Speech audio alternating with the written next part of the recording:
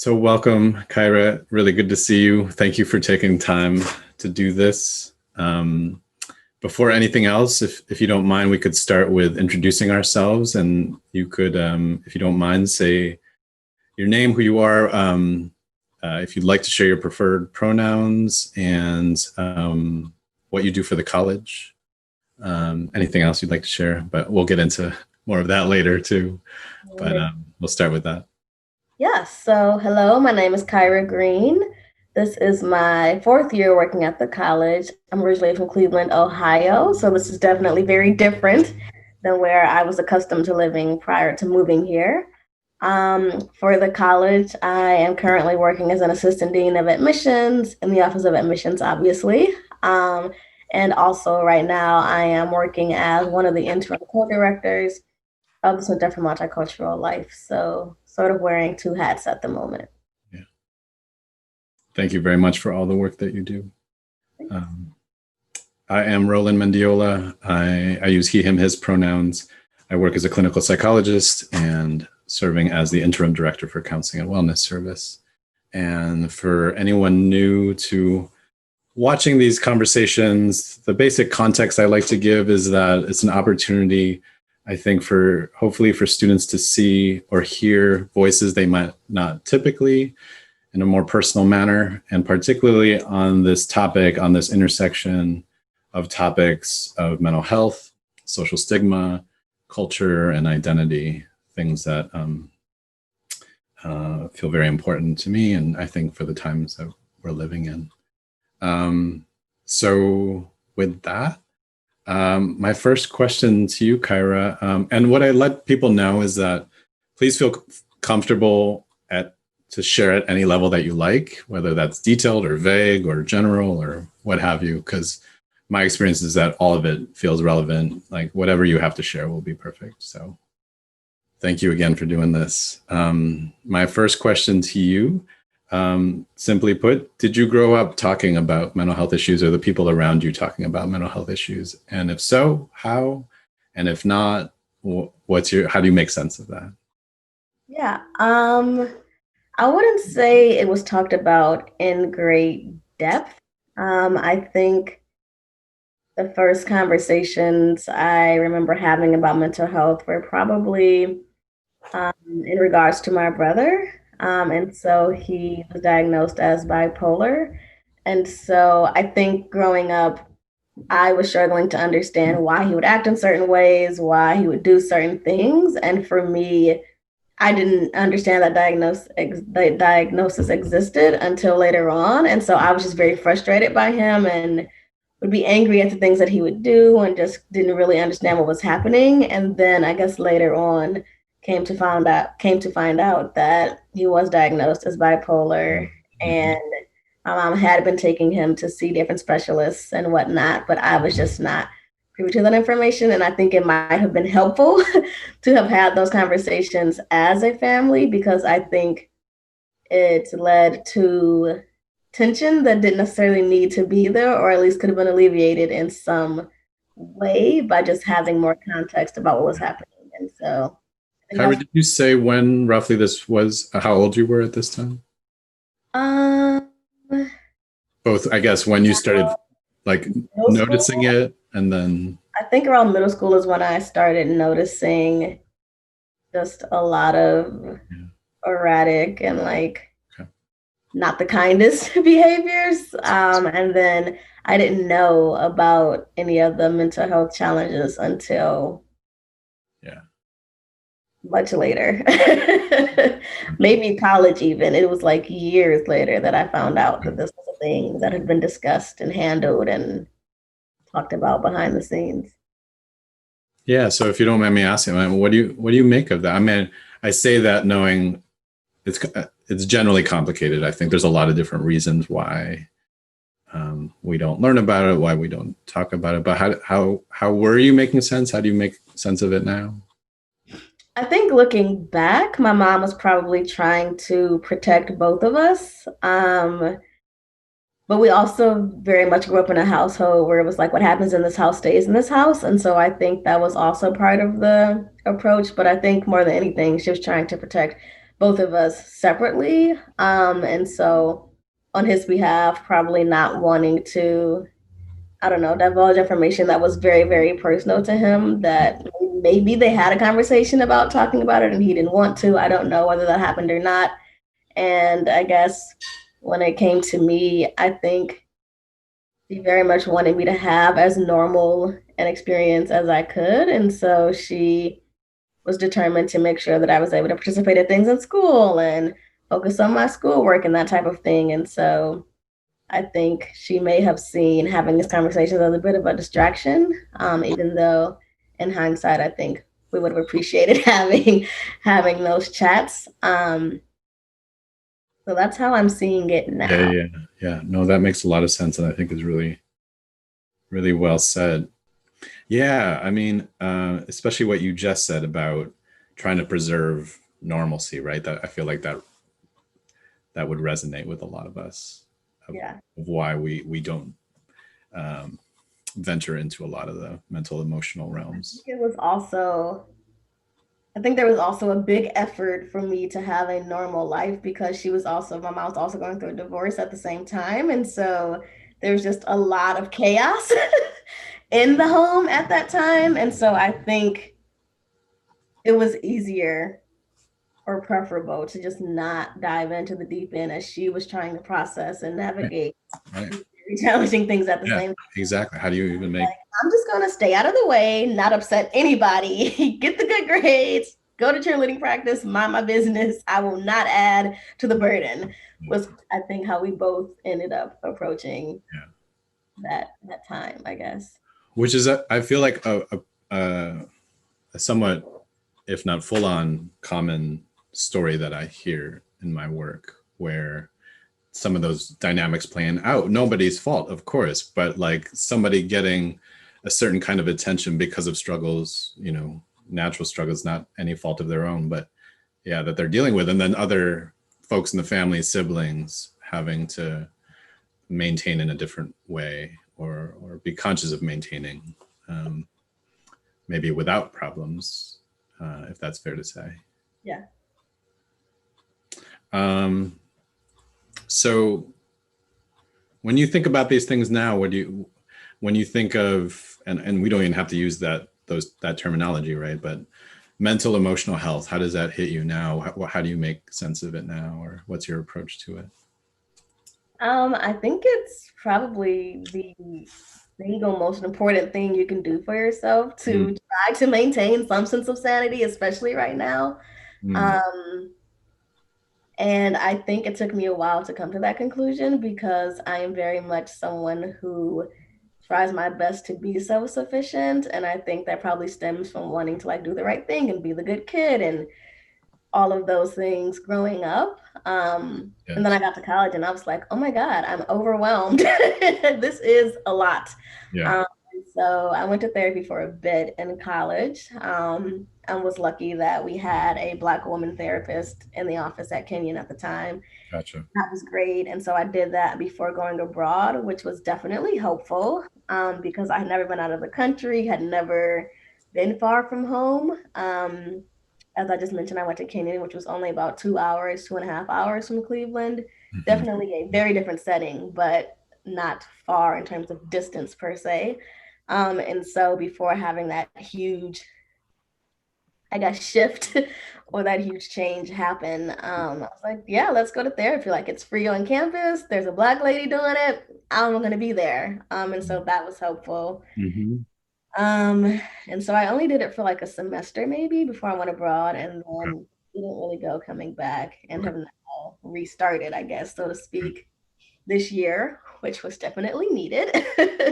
Uh-huh. um, and so for me, I think because I'm someone who wants to be self-sufficient, because I'm someone who likes to stay busy and be on the go and like wants to show up for other people, therapy is a way for me to stop and prioritize myself in a way that I wouldn't necessarily do if I didn't force myself to have this structured time to be number one, I guess, as you could say. And so that's something Yeah.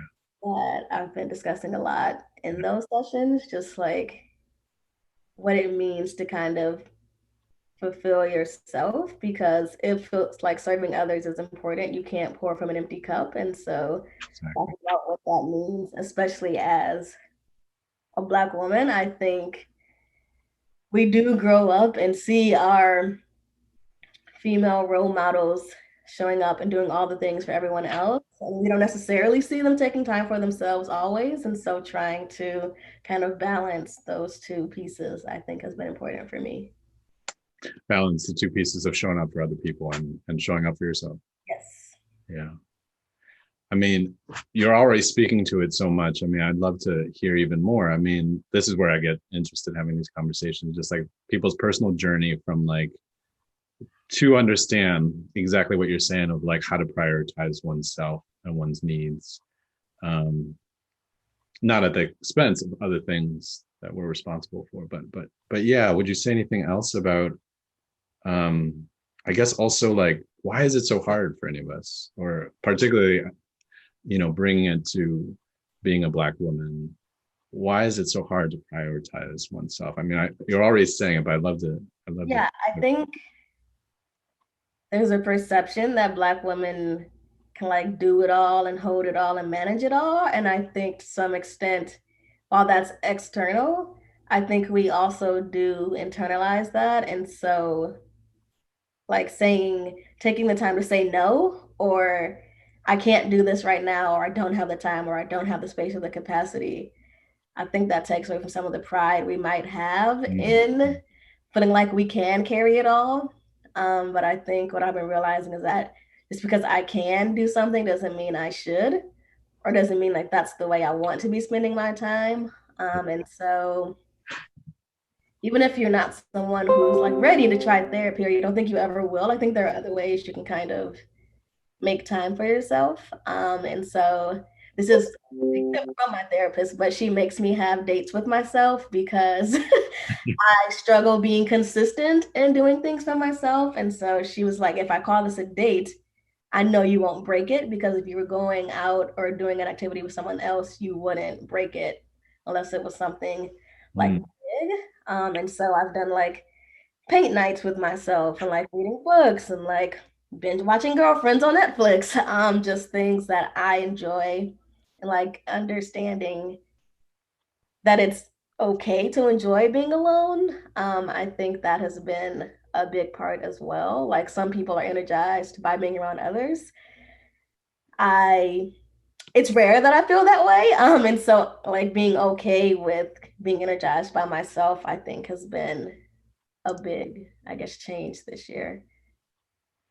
I think students who might watch this could really benefit from anything else you might have to say about that point, because just that learning curve of like what it means to like spend time by yourself. Yeah, I feel like it's huge during this time. yeah, that was hard for me to articulate to people, especially when quarantine started. It was very hard for me to say no. I think in my friend group in particular, there was this rush to like be on FaceTime all the time and be on Zoom calls all the time and do song club and do book club and do movie nights and do watch parties. And at first I was like, okay, I'm going to do everything because that's what they need from me. And then eventually I was like sitting in song club, as we called it. So basically we would come up with a theme for each week. We would then submit 2 songs per person, um, anonymously to this spreadsheet, and then we'd all listen to them, and then we reconvene and discuss the songs and reveal at that point whose song it was. And I remember sitting in one of these song club meetings, I guess you could call it, and being like mad. And I Mm-hmm. was like, why am I so pissed right now? Like, what is going on? Yep. And I was like, that's because I've been going Yeah. nonstop, engaging with others. Right. Even if there's a time I should be alone. Right. I have not had any time to myself. And I also had a friend staying with me at that time. And so I was just like, I need a moment to myself. Like I've always known this. Like I need alone time so that I can be fit for public consumption. Like that is just Oh, I and love that. so the fact that I didn't have that for like months, I was like, oh no, something has got to change. Yeah. And at that point, I was like, hey guys, like I'm gonna take a step back.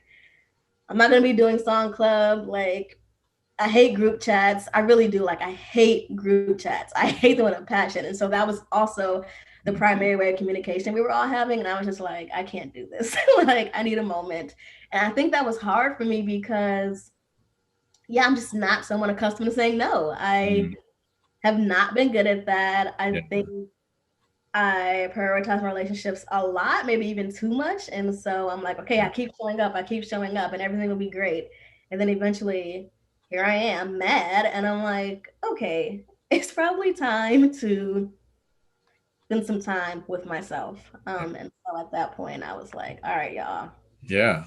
For real. I need a moment. And my Yeah. world was crumble. And that was a great lesson. I can hear it. Listening to that inner knowing that like is telling you like this isn't for me right now, actually.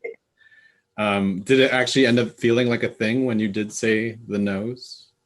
It did. I mean, I think at first I kind of felt guilty about it because it was something that we're all really excited about. Like, I was one of the first people to hop in and say, yes, let's do it. Yeah. Then I was like, you know what? I don't have the energy. I literally have nothing left to give, and I cannot show up to this. And then, in a plot twist, two other people were like, "Who? I've been waiting for somebody to say I'm not coming either." I was like, "Okay, Exactly. Yes. I'm not crazy." First of all, No. second of all, it is okay to not constantly have external stimuli. I think that's also challenging in college because you're constantly surrounded by people, well, in a normal time. But I think it might still be the same somewhat now, where you feel like you have to engage and you can't miss out, and you need to constantly be in front of people, talking to people, being noticed, being seen to feel like you're investing in your relationships. And I just think that's not true anymore. I think if you've built meaningful relationships that are worthy of keeping, then people will understand that not everyone operates the same. And so my friends have learned, like, And it Kyra, gives, she's going to check in, she's going to be there. Like, you call her, she's there, but she is not the friend you call every day. yeah. That's not my journey. That is not my testimony. And it gives permission, like what happened, for other people to have a different journey too. I'm so happy you're offering these messages right now. You already started speaking to this as well, Kyra, but anything else you would say about how it is that who you are and where you come from informs like your mentality about mental emotional health, your approach to it? Anything else you would say? Yeah, I guess. I think I had two very different role models growing up. So my mom is definitely the kind of like power through it, make it happen, get it done. Yeah. We don't break down until like we reach an actual breaking point type of person, which I think is definitely who I've been in a former life. And my grandmother is more of the like go to church, cry it out, pray about it. Older generation. And so seeing those two interact has been very interesting. They now live together, which is a journey in and of itself. But that being said, I think now I have like a combination of the two. Like, I very rarely saw my mom cry growing up, but I saw my grandmother crying all the time in church. And I was like, girl, like, you okay? Like, what you cried about? And now I'm like, oh, because life is hard. I get it. Right. And so I think both of those, I guess, seeing both of those experiences play out has definitely impacted how I approach things and what I'm willing to communicate about and when I'm willing to communicate. I think now I'm kind of getting better at saying when something is bothering me in the moment, as opposed to like continuing to let small things build up to a breaking point. And I think that was also true in college of me, like physically, like I would push my body in different ways. So like, okay, I'm gonna like work for jobs and run for organizations and take an extra class and do all these things. And then I come home for break and I would collapse. And my mom was like, you cannot live like this. Like, this is not sustainable. And I was like, oh, you might have a point, sis. Like, that might be a point that you're making.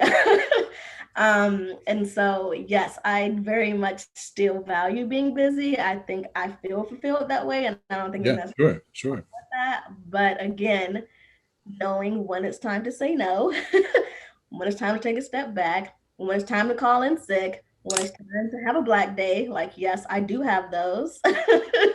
I think that has been something I've learned since graduating. Yeah, yeah, Like when the Black Lives Matter protests were reemerging in March, April, May, I was like, you know what? I'm calling in black today. Like, I cannot do this right now. I cannot sit and act like everything's fine. So I would rather just remove myself from the situation because that is what I need today. And I'm not suggesting you start skipping class and whatnot, but I do think sometimes you just don't have the capacity. And yeah. are you really learning the material? Are you really working at your best when your mind is completely somewhere else? Probably not. So I don't know. I think it's okay to. I mean, but maybe you do need a day. I don't know. I mean, what would you say? What would the version be for Bowdoin students listening to this? I mean, I think if you are someone who is just like vehemently opposed to missing a class or calling off from a show or sure. not going to a club meeting, then I think it becomes even more important to take those moments to yourself. So, what is it that you enjoy doing that is just for you? I think that, yeah, definitely becomes even more important. So, whether that's like, I'm going to go for a walk by myself, or I'm going to go work out, or I'm going to have this dessert that I don't normally let myself have, or I'm going to Yeah, listen to music, or I'm going to stare at the ceiling, like whatever it is yeah, that you need to do that's just for you. I think that becomes more important. I'm going to not go to that event tonight. I'm going to not answer my phone. I'm going to not go to my friend's room. I'm going to study by myself, like whatever it looks like. I think if missing a class or missing a shift is not a thing you're willing to do, then right, those right, pieces right. definitely have to be there. Be flexible in other ways. I was definitely like nodding and shaking my head when you were talking about pushing your body in different ways. I feel like that's such a thing. I mean, it resonates for me personally. I Yeah. think I hear a lot of it was, I was just even having a student the other day saying, we were doing this exercise where she was kind of, I was kind of helping her coach her to talk to her younger self, right? Who was going through things or started to go through things, and saying to herself, like, there's a difference between working hard and torturing yourself, and like torturing your body to, like, do things that are just out of your control, Yeah. and how much we do that to ourselves. We just like kind of, we're just trying to sit with that, like how much we're all just trying to do that to ourselves. I started having trouble sleeping in like middle school, probably because my house was a mess. And I thought that that was just like who I was now. Like I thought that was just it. And then this year I was like, oh, you can like have consistency in your bedtime routine and like not look at screens and like wear a sleep mask and have dark like blackout curtains. And you can do all these things to kind of combat that. And I think because I struggle with sleeping, especially in college, I thought, oh, that's just more time for me to feel and do more things, which was not what my body was telling me. And then again, I would go home and crash. And so, yeah, I don't know where I was going with that, but I think uh, I've been learning. how you figured out to take care of your body is, I think, yeah, and I think it echoes for me of like, how sometimes some of us, yeah, maybe have to figure it out the hard way, and hopefully like we don't have to keep doing that, and young people don't have to keep doing that. What else do I have here? This is great, Kyra. um, I think it's common for me and folks in our positions, but I think general public to still see how mental health very much is still this elephant in the room. Along that theme, though, like any elephants in the room you want to invoke right now, like that you feel are salient to you, your life, like the world we live in, that just warrant more attention, more discussion. Um, I think this kind of goes black to the not black, back to Maybe it goes black. it does. I think it does go back to the notion of like Black women being able to do it all and hold it all and feel like we have it all together and look composed from the outside. But I guarantee you, we are all tired, especially right now. And so, and not even just for Black women, but since that's my experience, that's what I will use as an example. But I Thank think you. there's a lack of acknowledgement of just how much we are holding and how much it takes to come into a space and be asked for the answers and be looked to provide the healing and be still on top of the actual job you're being asked to do in whatever way that may look for you. And so yeah, I think that is one of the biggest elephants in the room, especially on college campuses like this one, where we're looking to people of color to provide the answers, to provide the comfort, to provide the healing, to check in with students, to check in with ourselves, to also carry whatever we're doing in our family lives and our personal lives. And then, oh yeah, I have to do the job I'm being paid for. So I think we can do better with having grace with ourselves, but also with one another. And think about whether the person you're about to ask to do something is the person who absolutely needs to be doing it.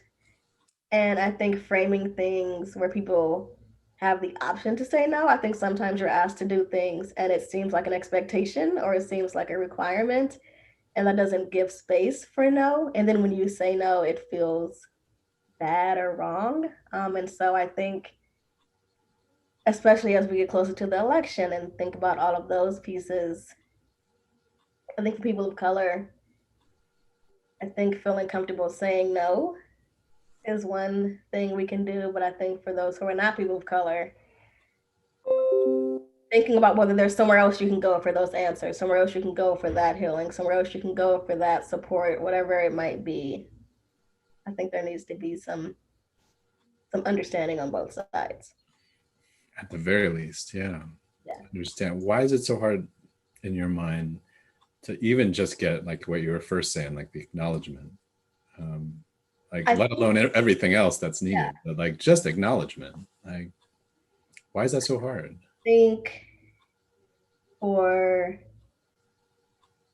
those who are not people of color, it is there's a privilege of being able to be an individual.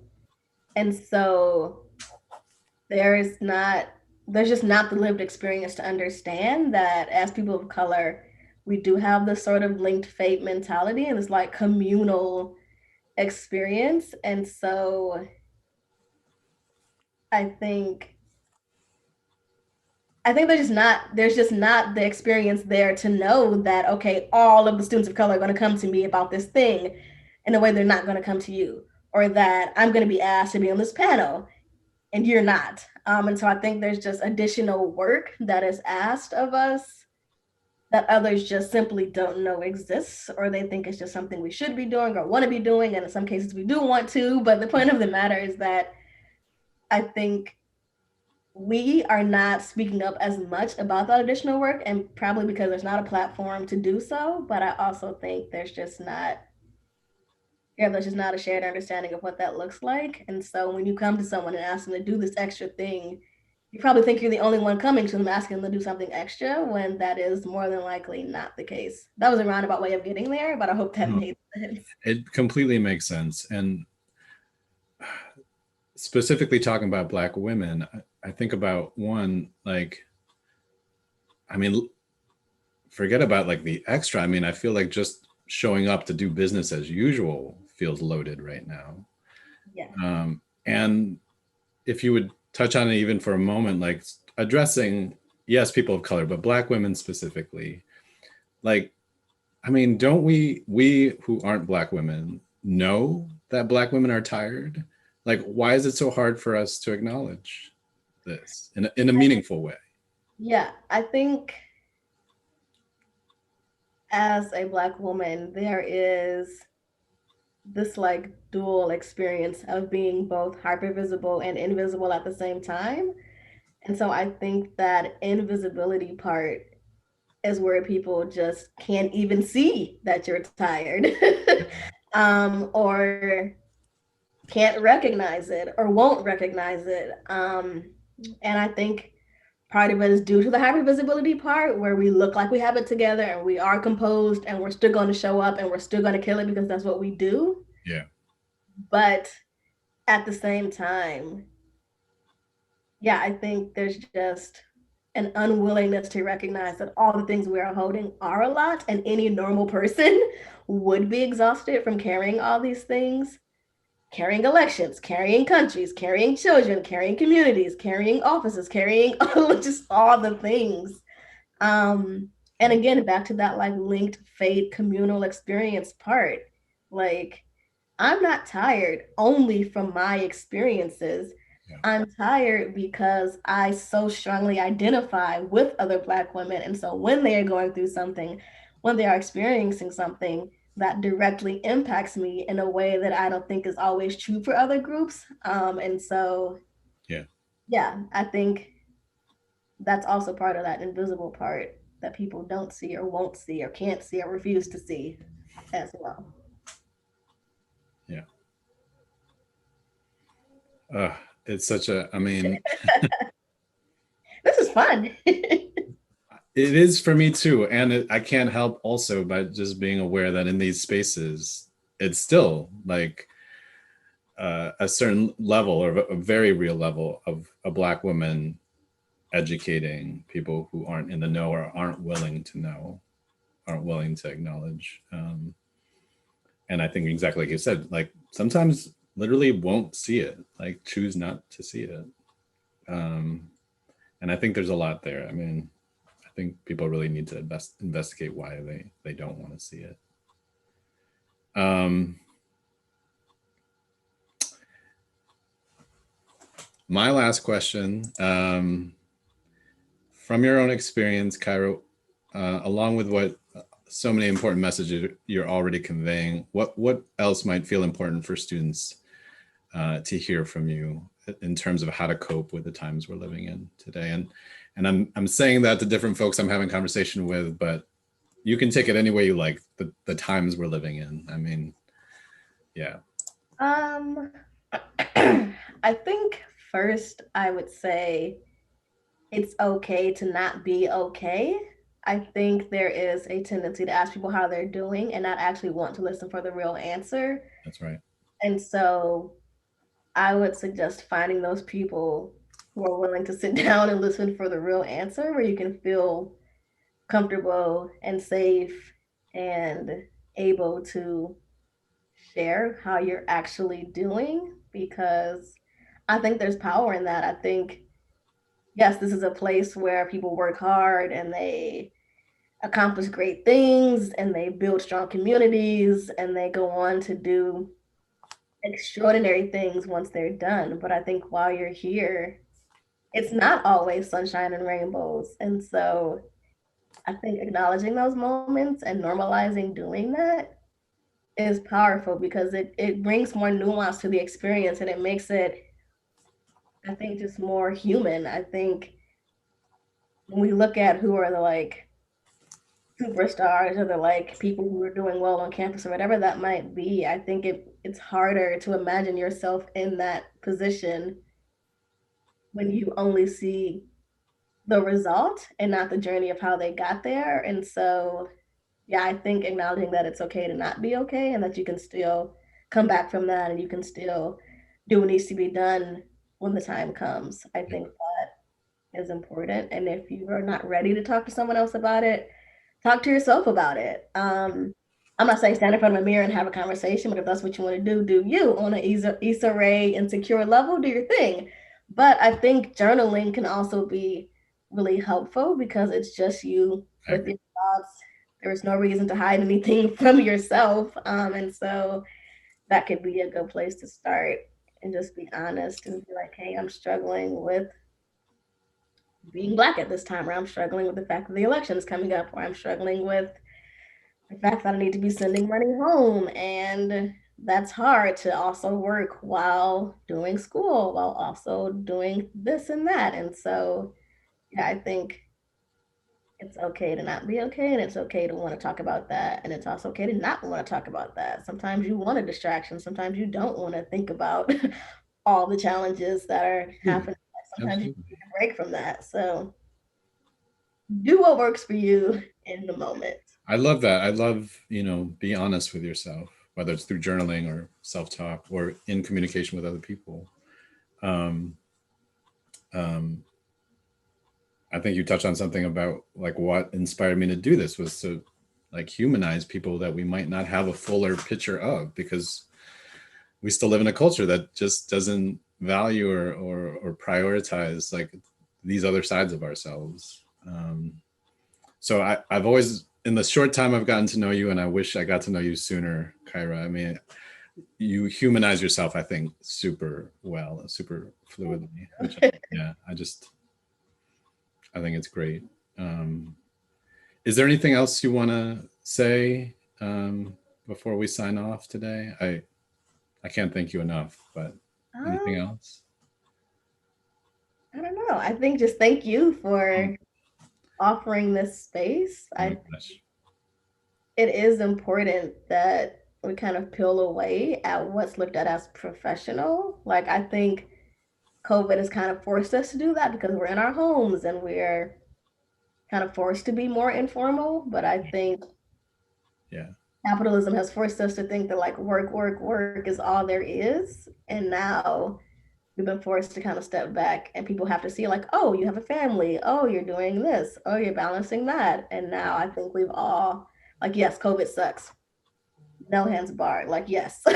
But if I wanted to take a more positive view, I would say the one thing that's come out of this that's been helpful for our community specifically has been an understanding that people exist outside of their titles, outside of their roles, outside of what they can do for Bowdoin. And I think that makes their contributions to Bowdoin even more meaningful because of those things.